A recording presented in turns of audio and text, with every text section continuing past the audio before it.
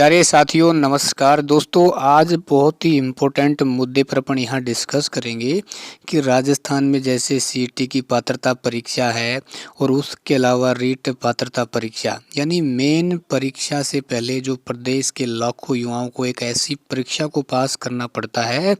यदि आप इस परीक्षा को पास करेंगे तभी जाके आप उस परीक्षा में बैठ पाएंगे, क्योंकि पहले जैसे यही होता था। आप यदि पटवारी की कोई वैकेंसी आती थी या राजस्थान पुलिस की कोई वैकेंसी आती थी तो सीधे ही क्या है सभी स्टूडेंट यानी जो भी उसकी क्वालिफिकेशन रखते थे वो क्या है उसमें अपना फॉर्म भर सकते थे आराम से, है ना। और सीधा आप मेन एग्ज़ाम में आप क्या कर सकते थे, बैठ सकते थे।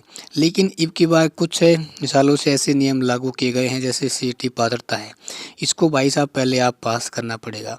मान लो आप पास नहीं हुए तो भाई साहब उन भर्तियों के लिए आप पात्र नहीं होंगे।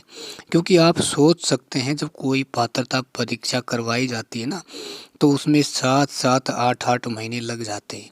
ये बात मुझे ये बताओ बेरोजगार युवा यार 7-7 8-8 महीने पहले वो उस परीक्षा को पास करेगा कि जिसका कोई लेना देना है ही नहीं। मान लो वो उसमें फेल भी हो जाएगा तो जैसे मान लो कोई पटवारी भर्ती है, वो सीटी को पास नहीं करेगा तो पटवारी भर्ती तो भाई 3-4 साल में दोबारा आनी नहीं, है ना। और क्या हो जाएगा, वो भर्ती प्रक्रिया से बाहर हो जाएगा।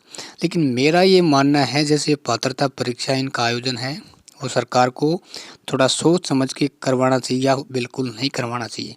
क्योंकि देखो एक स्टूडेंट के पास एक लिमिट टाइम होता है कंपटीशन की तैयारी करने के लिए 5-6-7 साल। यदि मान लो वो सीटी को पास नहीं करता है या फिर रीट पात्रता को पास नहीं करता है तो वो इतनी भर्तियों से भाई साहब बाहर हो जाता है।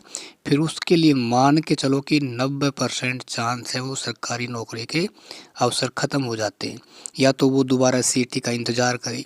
आपने देखा होगा अभी सीटी का एग्ज़ाम हुआ है, इसके फॉर्म कब से भरे गए थे, लगभग 6 या 7 महीनों का समय हो गया। क्योंकि आप इसकी तैयारी करोगे आपको मानसिक रूप से परेशान होना पड़ेगा, शारीरिक रूप से परेशान होना पड़ेगा, आर्थिक रूप से परेशान होना पड़ेगा और प्लस में सबसे बड़ी समस्या है उम्र की। मान लो कोई युवा साथी ऐसा है कि जैसे जिसकी 21 साल है, ठीक है ना, या 30 साल है। कुछ भर्तियां ऐसी होती हैं वो एज फैक्टर कारण वो स्टूडेंट है वो उस भर्ती प्रक्रिया से बाहर हो जाता है। तो मेरा ये मानना है सरकार को इन परीक्षाओं का आयोजन है वो नहीं करवाना चाहिए। स्टूडेंटों को सीधे ही भर्ती प्रक्रिया में बैठने का मौका देना चाहिए, ठीक है। जैसे पहले राजस्थान पुलिस की भर्ती आती थी तो भाई जो भी 12वीं पास होते थे सीधे भाई अपना फॉर्म भरो और आप एग्ज़ाम देख के आओ। आपके अच्छे नंबर आ रहे हैं तो आपका सिलेक्शन हो जाएगा। लेकिन अब ये कर दिया भाई साहब सीटी को पास करो आप, नॉर्मलाइजेशन हो गया तो वैसी समस्या। भाई पास नहीं हुए तो गए तो आपके 3-4 साल तो आपको क्या लगता है, क्या इन पात्रताओं का आयोजन होना चाहिए कंटिन्यू या फिर सरकार इनको बंद करे? दोस्तों अपना अनुभव है वो ज़रूर शेयर करें आप।